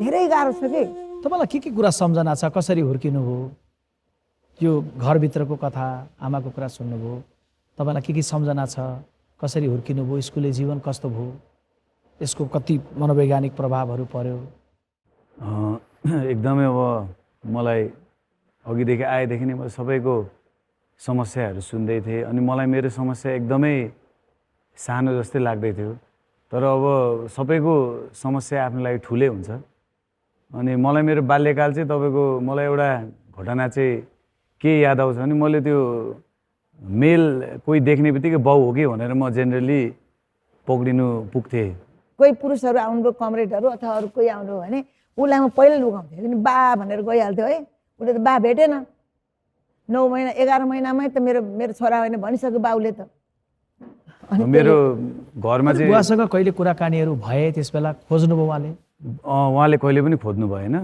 मलाई एकचोटि साह्रै रिस उठेर म गएँ तपाईँको अब यो बाउलाई चाहिँ म चाहिँ अब भौतिक नै कारबाही गर्छु भनेर तर भाग्नुभयो उहाँ एउटा पनि मेमोरी छैन तँलाई चाहिँ यो मैले दिएको छु है तेरो आमासँग मेरो जेसुकै भयो भने एटलिस्ट अब एउटा सोसियल पर्सनालिटीले मानिलिउँ उहाँ एउटा सामान्य व्यक्ति भएको भए उहाँले केही पनि गर्नु पर्दैन थियो होला उहाँ रिसाउनु मिल्थ्यो होला उहाँले तपाईँको चाहिँ उहाँसँग चाहिँ एउटा रेसिपी लिएर चाहिँ हामीप्रति पनि द्वेष राख्नु मिल्थ्यो होला तर एउटा सामाजिक अभियन्ताले चाहिँ तपाईँको एकचोटि पनि छोरालाई चाहिँ के छ तेरो आवश्यकताहरू भन्नु नसक्ने चाहिँ देशको छोरालाई चाहिँ के चाहिँ अरू छोराहरूलाई चाहिँ उहाँले के चाहिँ योगदान दिन सक्नुहुन्थ्यो होला होइन प्रशान्त चाहिँ एकचोटि तपाईँको स्कुलमा फर्क्यौँ न सामान्यतया स्कुले जीवनमा हाम्रो के हुन्छ भने धेरै कुराहरू आउँदै गर्दा मेरो आमा मेरो बाबा भन्ने कुरा आउँछ साथीहरूले भन्थ्यो होला तपाईँलाई आमा बाबा भन्दा आमा त भन्नुहुन्थ्यो, बाबाको प्रसङ्ग आउँदा तपाईँलाई मनोवैज्ञानिक त्यस बेला असरहरू कस्तो हुन्थे साथीहरूको बिचमा? मलाई चाहिँ कस्तो, मलाई पर्सनली मलाई अहिले चाहिँ मलाई हट हुन्छ, अहिले मलाई एकदमै हट हुन्छ। किनभने जसरी मैले मेरो छोरीहरूलाई म हेर्छु, अहिले मलाई सम्झिँदा चाहिँ मेरो बाउले त्यस्तो किन गर्नु भएन उहाँले भन्ने मलाई एकदमै त्यो नराम्रो लाग्छ। तर त्यति बेला चाहिँ मेरो आमा यति क्यापेबल हुनुहुन्थ्यो, मलाई त्यो कहिले पनि फिल नै भएन। कतिसम्म पढ्नुभयो, अहिले के गर्दै हुनुहुन्छ? मैले +2 पढेर, पढाइ चाहिँ मलाई नर्सरीदेखि नै पढ्नु मन नलाग्ने। मलाई त्यो स्मरण के छ भने नर्सरीमै मलाई झुन्डाउँदै लगेको, स्कुल म कहिलेकाहीँ नर्सरीमै भागेको छ। तर मैले बल गरेर विदेश जानुको लागि भयो भने तपाईँको चाहिँ 12 चाहिँ मैले पास गरेँ दाइ। तपाईँ एउटा प्रतिनिधि पात्र पनि हुनुहुन्छ जो सानो बालक हुँदैखेरि आमा र बाबाको त्यो द्वन्द्व, आमाले भोगेको घरेलु हिंसा हेर्दै हुर्किनुभयो, त्यो बेलाको प्रशान्तलाई सम्झेर के भन्नुहुन्छ? अब तपाईँको मैले प्राय अघि मोना दिदीलाई पनि देखेँ मैले है, अनि उहाँको व्यक्तित्वमा कतै पनि उहाँ अन्यायमा परेको जस्तो देखिनँ मैले। मेरो आमालाई पनि मैले देखेँ। अब यो परिस्थितिलाई चाहिँ तपाईँको मैले पोजिटिभली लिने कि मैले नेगेटिभली लिने? तपाईँ मैले 12 वर्ष मैले ड्रग्स युज गरेँ, भोलि मेरो छोरी के हुन्छ? सुधार केन्द्रमै म सुधार केन्द्रमै बस्नु पऱ्यो। म लकिली म अहिले क्लिन भएँ। यदि मैले मेरो श्रीमतीलाई छोडेँ भने मेरो नानीहरू के हुन्छ त अवस्था? जसरी मैले मेरो दाईहरूले चाहिँ एउटा अब भक्तराज आचार्यको छोराहरू स्वरूप दाई, सत्यराज दाई, उहाँहरूलाई बाबाले चाहिँ तपाईँको चाहिँ अमला पक्रिँदै लानुभयो। अब हाम्रो बुवाहरू पनि तपाईँको चाहिँ राल्पा समूह, हामीलाई पनि तपाईँको त्यसरी संरक्षण गरेर हामीले आफै उहाँको सहयोगले अहिले तपाईँको एउटा केही हदसम्म आफ्नो चाहिँ व्यक्तित्व बनायौँ। अझै तपाईँको निकै माथि पुग्न सक्थ्यौँ होला। निश्चय नै तपाईँले सुधार गृहबाट त रूपान्तरित भएर आउनुभयो, तर त्यहाँसम्म पुग्नका लागि जे तपाईँले भोग्नुभयो नि ड्रग्सको एउटा सुरुङभित्र, त्यसको पछिल्तिर घरको मनोवैज्ञानिक वातावरणले पनि असर गरेको? एकदम एकदम दाइ, प्रत्यक्ष रूपमा। किनभने तपाईँको अब इन्भाइरोमेन्ट कस्तो खाले भयो भने तपाईँको झोला स्कुल जाने बेलामा झोला चुटिरहेको हुन्छ, तपाईँको यहाँको तपाईँको चाहिँ त्यो खिप हुँदैन, तपाईँको चाहिँ कहिलेकाहीँ तपाईँको होस्टेलमा अन्डरवेयर हुँदैन, अनि तपाईँको त्यो एक प्रकारको इन्फेरिटी तपाईँको चाहिँ त्यो क्लासमा चाहिँ अथवा स्कुलमा हुन्थ्यो मलाई। तपाईँ एउटा पढे लेखेको मान्छे, राजनीतिक आन्दोलनको नेत्री, मुलुक परिवर्तन गर्न अगाडि बढ्नु भएको, तपाईँले यो ढङ्गले सङ्घर्षलाई गर्न सक्नुभयो। तर कैयौँ नेपाली दिदीबहिनीहरू हुनुहुन्छ जो तपाईँ जति सचेत पनि हुनुहुन्न, तपाईँसँग जति पैसा पनि छैन होला, सक्षम हुनुहुन्न होला, पहिचान नहोला, कमजोर अवस्थाको हाम्रा दिदीबहिनीहरू, यो सङ्घर्षमा उहाँहरूले कस्तो प्रेरणाले कसरी त्यो अवस्थाबाट उहाँहरूलाई निकाल्नलाई हामीले गर्ने के हो, कसरी प्रेरित गर्ने हो? मेरो आफ्नो अनुभवमा चाहिँ त्यो धनले पनि हुँदैन, शिक्षाले पनि हुँदैन, सम्पत्तिले पनि हुँदैन। सबभन्दा ठुलो कुरा आँट, चेतना। महिलाहरूले पनि आँट गर्नु पऱ्यो कि हामी लहरा होइन। सुरु सुरुमा मलाई त्यस्तै लाग्थ्यो, लहरा हामी एउटा वृक्ष हो, त्यो पनि एउटा डाँडामा उभिएको 37 सालको वृक्ष हो। त्यस्तो खालको हाम्रो आँट आयो भने हामी गर्न सक्छौँ। सहनु भएन, श्रीमानको उसको आफ्नो ठाउँ छ, हाम्रो आफ्नो ठाउँ छ।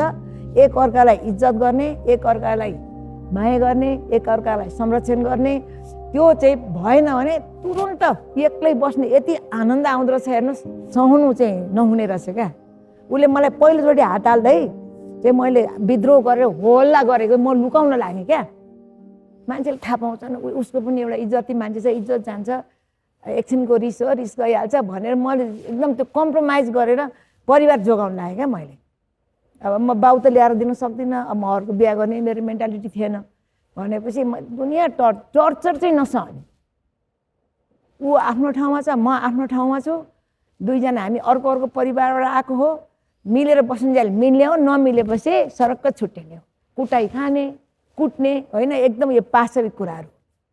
त्यस कारण म महिलाहरूलाई चाहिँ तपाईँहरू स्ट्रङ हुनुहोस्, पढ्नुहोस्, आफ्नो क्षमता आर्जन गर्नुहोस्, क्षमता बढाउनुहोस्, शक्ति आर्जन गर्नुहोस्। मित्रहरू, महिला हिंसा सबै जात जाति, समुदाय र वर्गहरूमा छ।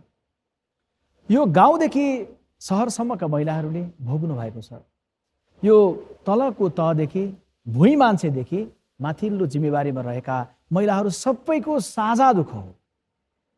के धनी के गरिब सबै यसको चपेटामा परेका छन्। आफूमाथि भएको महिला हिंसाको प्रतिरोध गर्दै अघि बढेका महिलाका कथा हामी फेरि हेर्नेछौँ यो छोटो विश्रामपछि।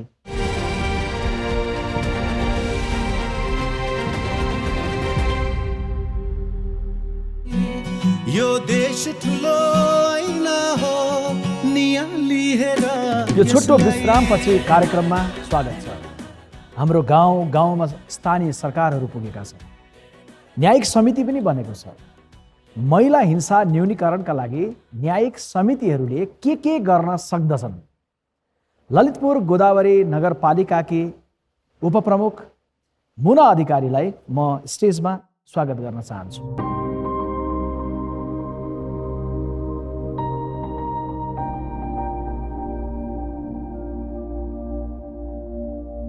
मुनाजी, कार्यक्रममा स्वागत छ। धन्यवाद यहाँलाई। तपाईँ गोदावरी नगरपालिकामा न्यायिक समितिको प्रमुख हुनुहुन्छ। हजुर।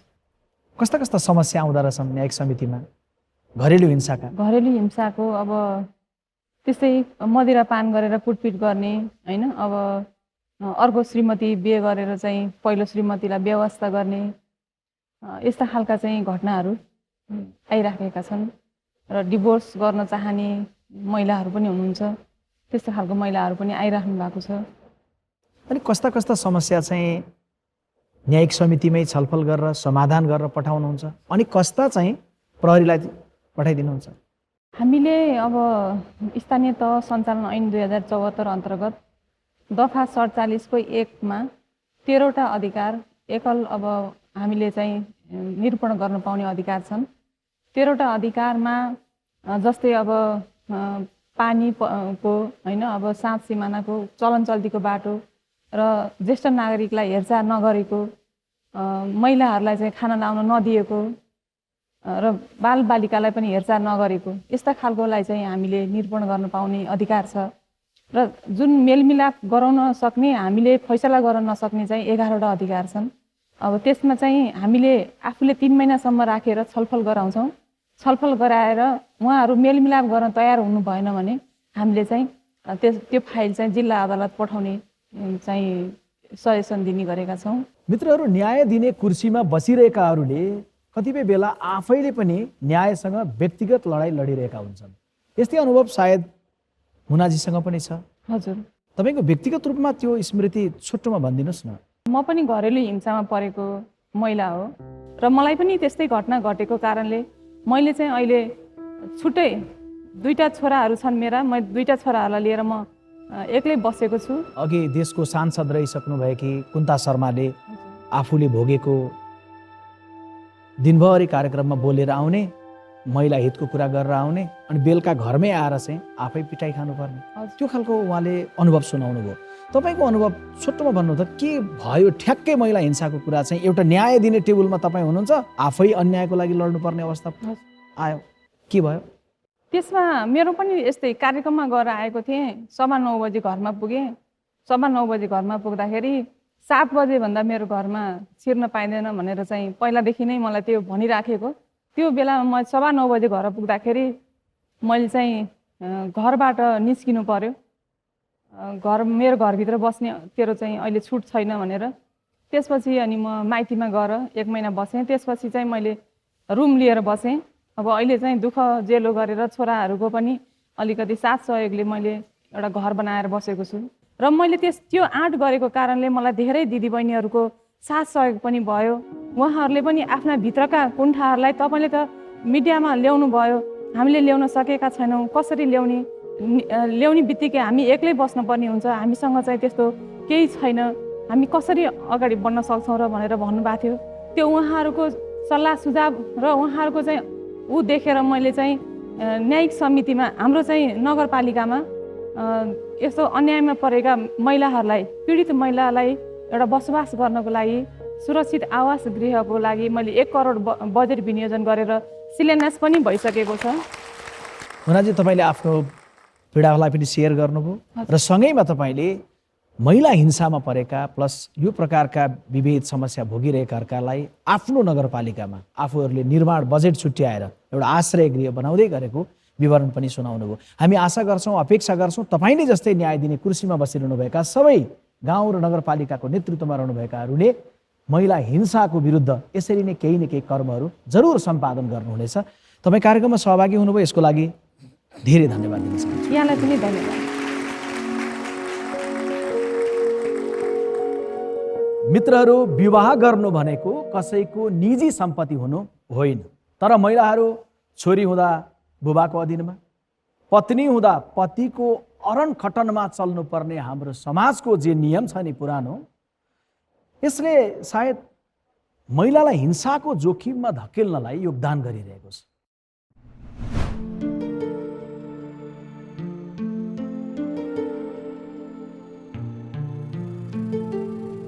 कपिलवस्तु तौली हवाकी 33 वर्षीय बिन्दवासिनी हरिजन दलित सामाजिक विकास केन्द्रमा काम गर्छिन्। श्रीमान र परिवारले दिएको घरेलु हिंसाबाट उम्किएकी बिन्दवासिनी अहिले छोरासँग हाँसी खुसी जीवन बिताइरहेकी छिन्। स्नातकोत्तर गरेकी बिन्दवासिनीले हतोत्साहित र निराश भएका महिलालाई ऊर्जा दिने काम गर्छिन्। एक्लै रो, कराऊ वा जे मन लाग्छ गर, तर आत्महत्या नगर, उनी निराश महिलाहरूलाई यसै गरी सम्झाउँछिन्। आफू यति आत्मविश्वासी हुन भने बिन्दवासिनीले अनेक दुःख, कष्ट र पीडालाई पार गरेर आउनु पर्यो।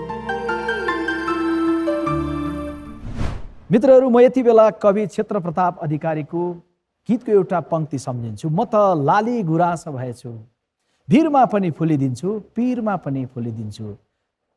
त्यही भिरमा रहेको लाली गुराँसलाई नै थाहा हुन्छ कि उसले त्यो पहराबाट, रुखको पहराबाट पानी लिनका लागि कति बल गरेको हुन्छ।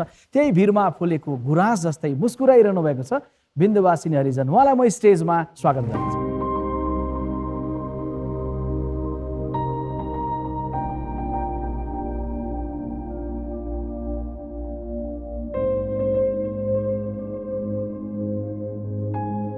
कार्यक्रममा तपाईँलाई स्वागत छ। धन्यवाद। तपाईँको बाल्यकाल कस्तो थियो? एकचोटि स्मृति छोटोमा गर्नु। बाल्यकाल मेरो राम्रै थियो, किनकि मेरो पापाको मतलब बच्चाहरू हुन्थ्यो नि, उनीहरू बित्थ्यो होइन। अनि धेरै उहाँले सङ्घर्ष गरेर पूजापाठ गरेर अनि त्यसपछि मलाई पाउनुभयो। अनि त्यसपछि मलाई सबै कुरा जुन एउटा बाल्यकालमा हुनुपर्ने सबै कुरा दिने, अनि पढाइमा पनि जे म माग्थेँ सबै दिनुहुन्थ्यो। त्यही भएर राम्रै मेरो बाल्यकालले बित्यो थियो। को हुनुहुन्थ्यो त्यस बेला घरमा? मेरो मम्मी पापा र म 3 जना मात्रै थियौँ। तपाईँको विवाह कति वर्षको उमेरमा भयो? मेरो विवाह चाहिँ 8 वर्ष जतिको म थिएँ। गौना चाहिँ कति वर्षमा भयो? त्यो 16 वर्षको हुँदा। विवाह चाहिँ केवल 8 वर्षको? हजुर, बाल विवाह। अलिअलि मात्रै मलाई सम्झना छ, तर म 8 वर्षको थिएँ त्यति बेला मेरो बिहे भयो। अनि गौना जुन बेला भयो त्यस बेला तपाईँ कति क्लासमा पढ्दै हुनुहुन्थ्यो? म आइएट क्लियर गरेको थिएँ सर। अनि गौना भइसकेपछि त अलि तपाईँ हुर्किसक्नु भएको थियो, त्यसपछिका दिनहरू सम्झिनुहोस् न। अब त्यस पछाडि अब के भयो भने म एउटा खुसी परिवारमा होइन, अब मेरो आमा अनि बुवा अनि त्यसपछि म होइन 3 जना मात्रै थियौँ हामी। अनि हुर्कदाखेरि मलाई त्यति गाह्रो नहुने। अनि त्यहाँ ससुराली गइसकेपछि आफ्नो मतलब घर गइसकेपछि त्यहाँ मैले अब जुन तरिकाले मेरो त्यहाँ इन्भाइरोमेन्ट थियो घरमा त्यो म त्यहाँ पाएन। अब त्यहाँ काम गराउने तौर तरिका, त्यसपछि सबै अब एउटा बुहारीलाई के गर्न पर्छ त्यो मलाई अब जसरी कुनै काम गर्दाखेरि कहिले बिग्रिन्थ्यो। अनि त्यसपछि अब सबैजनाले गाली गर्ने, सासू ससुरा, त्यसपछि नन्दहरू हुन्थे। श्रीमानले पनि अब के भन्छन् त्यो बर्तन गर्दाखेरि सफा गर्दाखेरि पनि कहिलेकाहीँ अब त्यति सफा नहुँदाखेरि पनि अब पिट्ने, अब सानो सानो कुरामा पनि त्यस्तो एकदम झगडा गर्ने, मार्ने पिट्ने त्यस्तो भइरहेको थियो। सुरुवातमा त्यस्तो थिएन, तर पछि केही दिन गइसकेपछि 1-2 वर्ष पछि अनि त्यस्तो सुरुवात भयो मेरो घरमा। अलि हिंसा हुँदै हुँदै अनि ममाथि धेरै हिंसा पछि हुँदै गयो। अनि मेरो श्रीमानले पनि मलाई त्यति मन पराउनु हुन्थेन, त्यो पनि एउटा कारण थियो। त्यही भएर मारपिट हुँदै हुँदै अनि त्यसपछि झगडा। यसरी मानसिक रूपमा दबाब हुँदै गर्दाखेरि कुनै प्रतिकार गर्नुभयो? केही फरक धारणा? प्रतिकार त्यति बेला गरेको थिएन सर, किनकि मलाई पनि थाहा थियो छोरी मान्छे सहने जात हो होइन, सहेर बस्न पर्छ। मलाई पनि त्यही सिकाएको, मेरो पापाले नसिकाएको, तर मैले जुन समाजमा म हुर्केछु मेरो मम्मीले पनि सिकाउनुहुन्थ्यो ससुरालीमा जे भने पनि मान्नै पर्छ, हामी छोरी मान्छे जस्तै हो। अनि त्यही भएर मैले पनि प्रतिकार गर्न मेरो आँट थिएन। त्यही भएर त मैले सुसाइड पनि गर्न प्रयास गरेँ होइन। अनि किनकि मलाई पनि त्यही थाहा थियो कि अब छोरी मान्छे यदि प्रतिकार गर्ने भने कसले सुन्छ, किनकि मैले हेरेकै थिएन नि कि कसैले कतै, किनकि अब गाउँमा झगडा हुँदाखेरि हाम्रो गाउँमा पञ्चायत हुन्थ्यो, पञ्चायत हुँदाखेरि फेरि त्यही घरमा पठाउँथ्यो। अनि त्यही घरमा जाँदाखेरि झन् त्यो अझै जुन महिलाहरूले आवाज उठाउँथे नि उनीहरू झन् पीडामा पर्थे। अनि म पनि उठाउँछु भने म पनि त्यही पीडा पर्छ भनेर, अनि त्यही भएर मैले त्यति आँट मलाई थिएन अनि आँट पनि म गर्न सकिरहेको थिएन। तपाईँले अघि भन्नुभयो मैले सुसाइड गर्न खोजेँ भनेर, त्यो कुन मोडमा तपाईँलाई त्यसरी जीव निराश भएर मरिदिउँ जस्तो कुन मोडमा लाग्यो? त्यसमा सर धेरै कारण थियो। एक त म त अलि पढे लेखेका थिएँ तैपनि मेरो आँट थिएन। अनि त्यसपछि मेरो आमा बुवाले गाली गर्ने, अनि अब श्रीमानले पनि मन नपराएपछि उहाँले सानो सानो कुरामा गाली गर्ने, झगडा गर्ने। अनि एकचोटि मेरो देवरको बिहे थियो, अनि देवरको बिहे हुँदाखेरि अब धेरै भाडाहरू थियो होइन, अनि त्यो सफा गर्ने। अनि त्यति बेला मैले गरिरहेको थिएँ, अनि मलाई बेसरी पिट्नुभयो। अनि पिट्दाखेरि मेरो पापालाई थाहा भयो, अनि पापा आएपछि मलाई लिएर जानुभयो, आफ्नो घर लग्नुभयो। अनि घर लगेपछि के थाहा भयो भने अब म यसलाई लग्दिनँ भनेर भने होइन। अब घरवाला के भन्छ श्रीमानले लग्दिनँ भने म कहाँ जान्छु, मेरो कोही छैन संसारमा भन्दाखेरि अनि त्यसपछि सुसाइड गर्न प्रयास गरेँ। तपाईँले सुसाइड गरेँ प्रयत्न गरेँ भन्नुभयो, फेरि तपाईँ जीवित फर्किनुभयो, भएको थियो कसरी के भएको थियो? जब म त सुसाइड गरिसकेपछि म 13 दिनसम्म मेरो होस आएको थिएन। सुसाइडको एटेम्प गर्नुभयो, कसरी गर्नुभएको थियो? म 3 पटक गरेको थिएँ सर। एकचोटि म त्यो खेतमा हाल्ने औषधि हुन्छ त्यो खाएँ, अनि त्यसपछि त्यसले त्यति असर गरेन।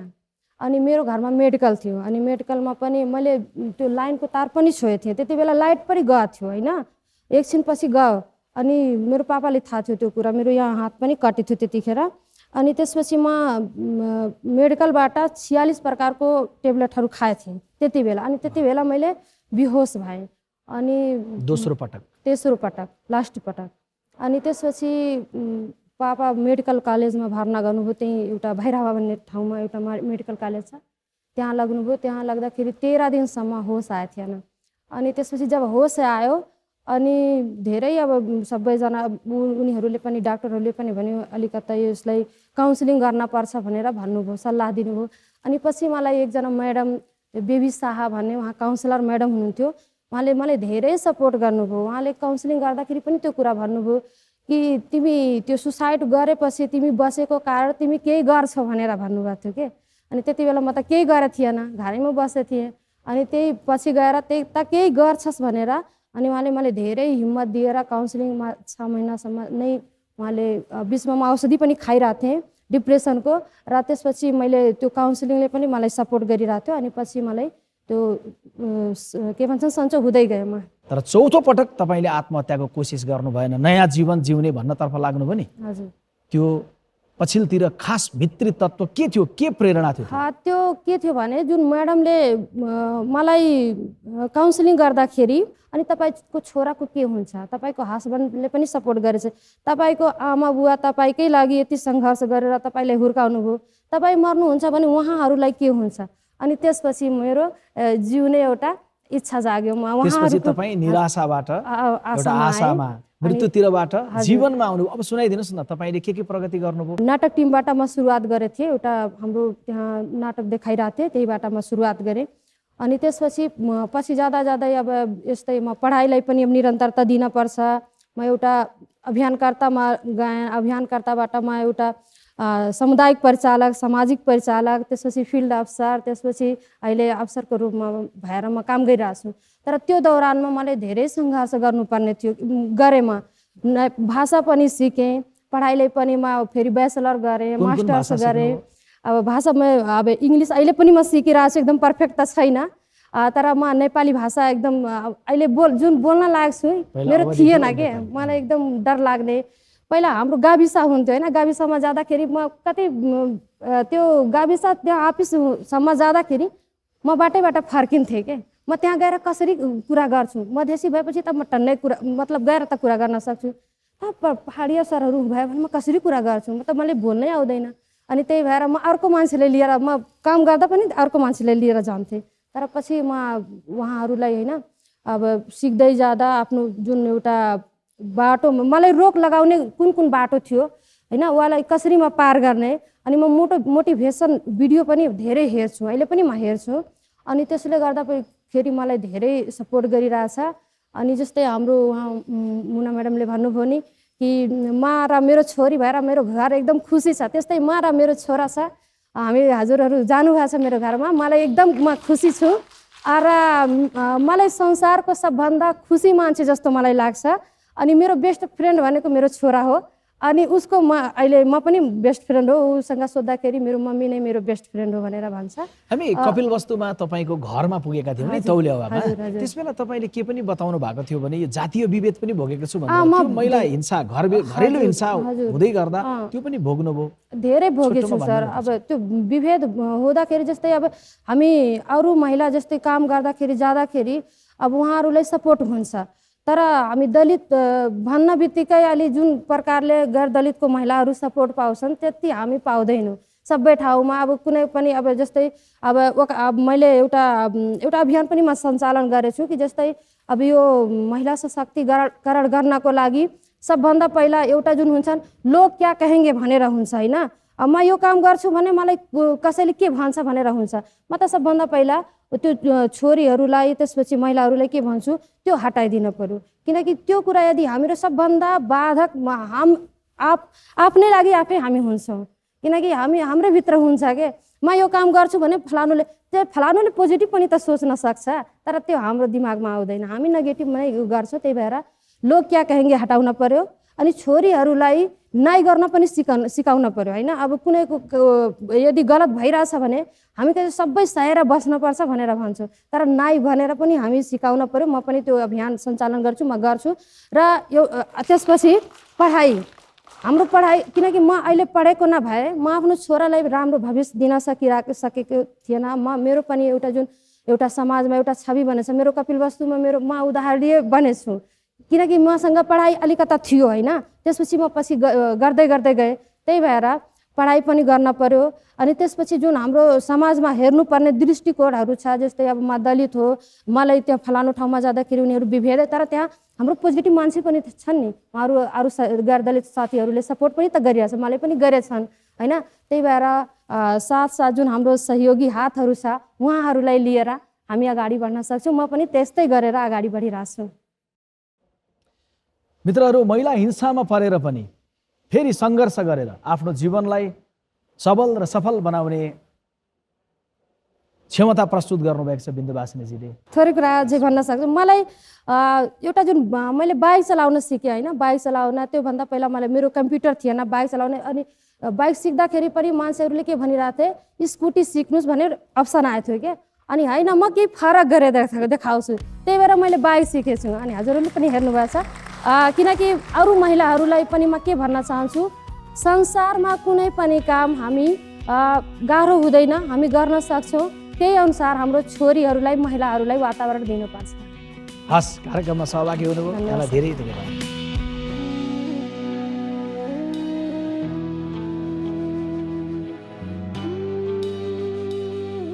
मित्रहरू, आर्थिक वर्ष 2066-67 नेपाल प्रहरीमा 983वटा घरेलु हिंसाका घटना दर्ता भएका थिए भने आर्थिक वर्ष 76-77 पुग्दा घरेलु हिंसाको सङ्ख्या 11 गुणाभन्दा बढेर 11,738 पुग्यो।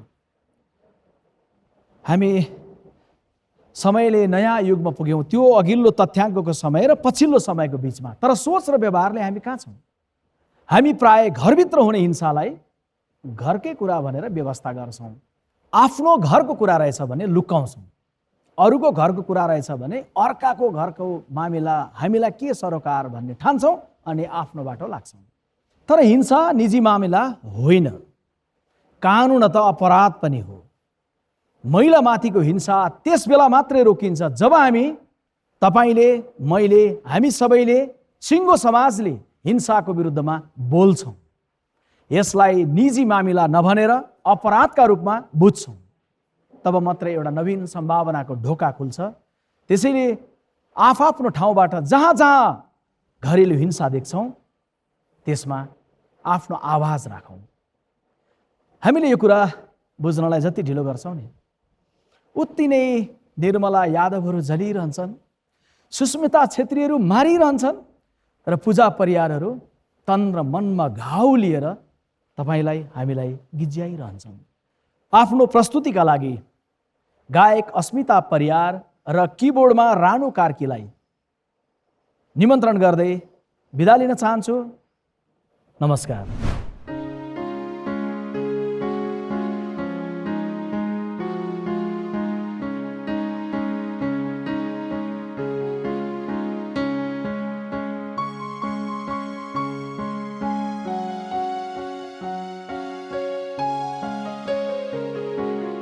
मनमा दुःख दबाएर सदियोंदेखि हाँसिरहे, सहनु मेरो नियति भन्दै सही रहे, सही रहे। हे नारी प्रकृति देवी बनाएर ढुङ्गामा टाँसे, मलाई मान्छे हुनै दिनन्, उनकै मर्जीको खिलौना बनाए, खिलौना बनाए। मनमा दुःख दबाएर सदियोंदेखि हाँसिरहे।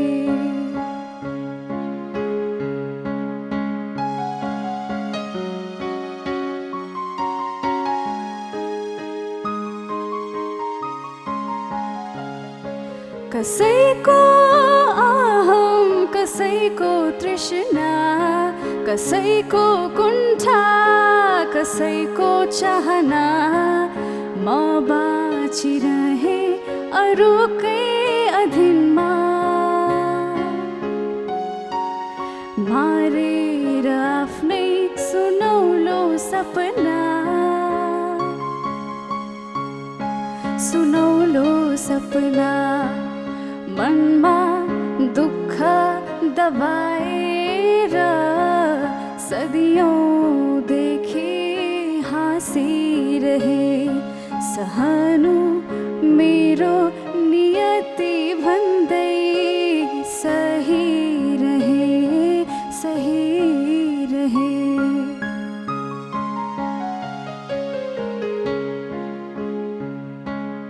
मलाई अब बोल्न मन छ, हाँस्न मन छ, रुन मन छ, सहन होइन लड्न मन छ, निस्फिक्री जिन्दगी जिउन मन छ।